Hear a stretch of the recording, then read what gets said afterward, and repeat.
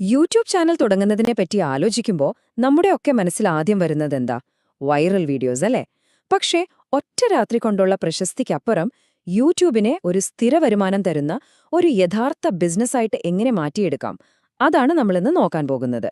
2026ലേക്ക് നിങ്ങളുടെ ചാനലിനെ ഒരു വെൽത്ത് ബിൽഡിംഗ് മെഷീനാക്കി മാറ്റാനുള്ള ഒരു കംപ്ലീറ്റ് ബ്ലൂ പ്രിന്റ്. ഈ സ്ക്രീനിലെ നമ്പർ കണ്ടോ? $15 മുതൽ $50 വരെ. അമേരിക്ക, ഓസ്ട്രേലിയ പോലുള്ള രാജ്യങ്ങളിൽ പേഴ്സണൽ ഫിനാൻസ് പോലൊരു ടോപ്പിക്കിൽ 1000 പേര് വീഡിയോ കാണുമ്പോൾ ഒരു ക്രിയേറ്റർക്ക് കിട്ടാവുന്ന ശരാശരി തുകയാണിത്. ഇതിനെയാണ് നമ്മൾ CPM, അതായത് കോസ്റ്റ് പെർ മിൽ എന്ന് പറയുന്നത്. യൂട്യൂബിൽ ഒളിഞ്ഞിരിക്കുന്ന ഭീമമായ പണത്തിന്റെ ഒരു ചെറിയൊരു സാമ്പിൾ മാത്രമാണിത്. അപ്പോൾ ഇത്രയും വരുമാനം കിട്ടാൻ കാരണം എന്താണെന്നറിയോ? ആളുകളുടെ ചിന്താഗതി മാറിയതുകൊണ്ടാണ്. ഭയങ്കരമായി മിനുക്കിയെടുത്ത് പെർഫെക്റ്റായ വീഡിയോകളേക്കാൾ ആളുകൾക്കിപ്പോൾ ഇഷ്ടം യഥാർത്ഥ ആളുകളെയും അവരുടെ അനുഭവങ്ങളെയുമാണ്. ഇത് സത്യത്തിൽ നിങ്ങളെപ്പോലുള്ള സാധാരണ ക്രിയേറ്റർമാർക്ക് ഒരു സുവർണാവസരമാണ് തുറന്നു തരുന്നത്. നമ്മൾ യൂട്യൂബിനെ കാണുന്ന രീതിയൊന്ന് മാറ്റണം. ഇതൊരു സോഷ്യൽ മീഡിയ പ്ലാറ്റ്ഫോം മാത്രമല്ല, ഇന്ന് ലോകത്തിലെ ഏറ്റവും വലിയ സ്ട്രീമിംഗ് സർവീസാണ്. ആളുകൾ മൊബൈലിൽ നിന്ന് മാറി അവരുടെ ലിവിംഗ് റൂമിലെ വലിയ ടിവിയിലെ യൂട്യൂബ് കാണാൻ തുടങ്ങിയിരിക്കുന്നു. കൂടുതൽ നേരം വീഡിയോ കാണുന്നു.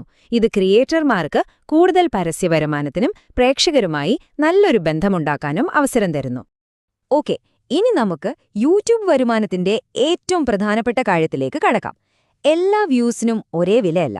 നിങ്ങൾ തിരഞ്ഞെടുക്കുന്ന വിഷയം അഥവാ നിഷ് നിങ്ങളുടെ വരുമാനത്തെ നേരിട്ട് ബാധിക്കും. എന്തുകൊണ്ടാണ് ചില വിഷയങ്ങൾക്ക് മറ്റുള്ളവയേക്കാൾ 10 ഇരട്ടി വരെ വരുമാനം കിട്ടുന്നത്? നമുക്ക് നോക്കാം. യൂട്യൂബ് വരുമാനത്തെപ്പറ്റി പറയുമ്പോൾ നമ്മൾ ആദ്യം കേൾക്കുന്ന വാക്കാണ് ഈ CPM. സിമ്പിളായി പറഞ്ഞാൽ, പരസ്യം ചെയ്യുന്ന കമ്പനികൾ നിങ്ങളുടെ ഓഡിയൻസിലേക്ക് എത്താൻ എത്ര പണം മുടക്കാൻ തയ്യാറാണ് എന്നതിന്റെ ഒരു അളവാണിത്. നിങ്ങളുടെ വിഷയം എത്രത്തോളം വിലപ്പെട്ടതാണോ അത്രയും കൂടുതൽ CPM നിങ്ങൾക്ക് കിട്ടും. ഈ കണക്കുകളൊന്ന് നോക്കിക്കേ.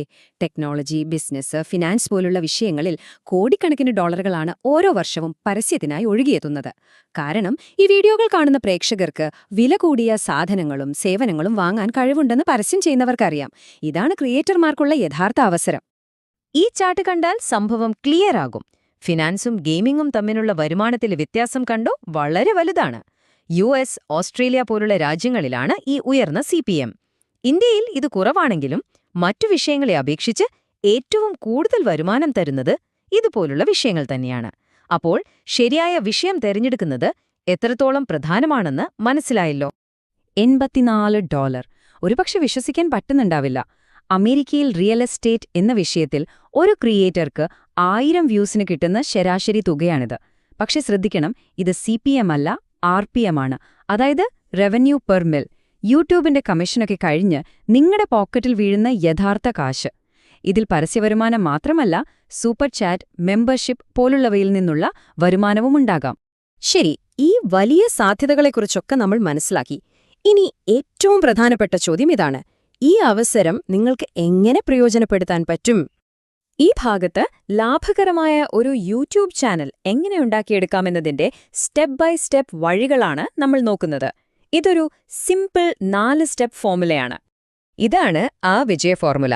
ആദ്യം, നല്ല CPM ഉള്ള എന്നാൽ അധികം ആളുകൾ ചെയ്യാത്തൊരു വിഷയം കണ്ടെത്തുക. രണ്ടാമത്, ആ വിഷയത്തിന് സ്ഥിരമായി ആവശ്യക്കാരുണ്ടെന്ന് ഉറപ്പാക്കണം. മൂന്നാമത്, അത് നിങ്ങൾക്ക് അറിവും താൽപ്പര്യവുമുള്ള ഒന്നായിരിക്കണം. ഏറ്റവും പ്രധാനമായി, ആ വിഷയത്തിൽ മറ്റാരും നൽകാത്ത നിങ്ങളുടേതായൊരു കാഴ്ചപ്പാടോടെ വീഡിയോകൾ ചെയ്യുക.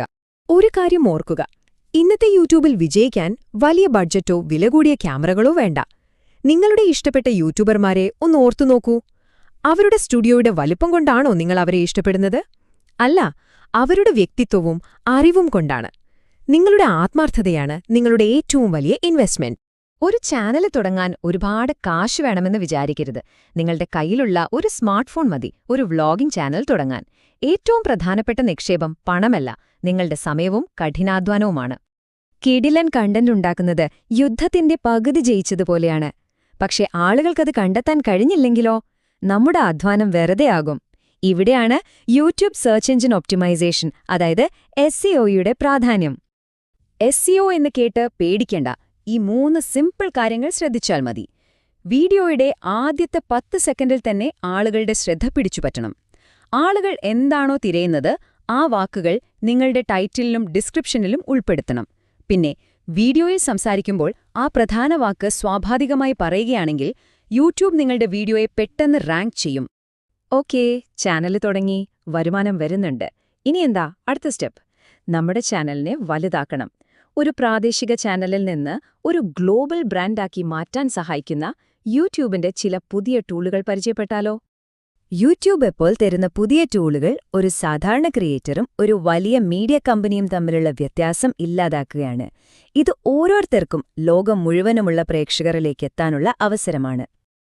ഏത് ടൈറ്റിലിടണം, ഏത് തംബ്നെയിൽ വെക്കണം എന്ന് കൺഫ്യൂഷൻ ഇനി വേണ്ട. ഈ പുതിയ ഫീച്ചർ വെച്ച് നിങ്ങൾക്ക് 3 ടൈറ്റിലുകൾ വരെ ഒരേ സമയം ടെസ്റ്റ് ചെയ്യാം. ഏതിനാണോ കൂടുതൽ ക്ലിക്ക് കിട്ടുന്നത്, ഏതാണ് ആളുകളെ കൂടുതൽ നേരം വീഡിയോ കാണാൻ പ്രേരിപ്പിക്കുന്നത് എന്നതിന്റെ കൃത്യമായ ഡേറ്റ യൂട്യൂബ് തന്നെ നിങ്ങൾക്ക് തരും. ഇതൊരു സംഭവം തന്നെയാണ്, ഒരു വിപ്ലവം എന്ന് തന്നെ പറയാം. ഒറ്റ ക്ലിക്കിൽ നിങ്ങളുടെ മലയാളം വീഡിയോ സ്പാനിഷിലേക്കോ ജാപ്പനീസിലേക്കോ മാറ്റാം.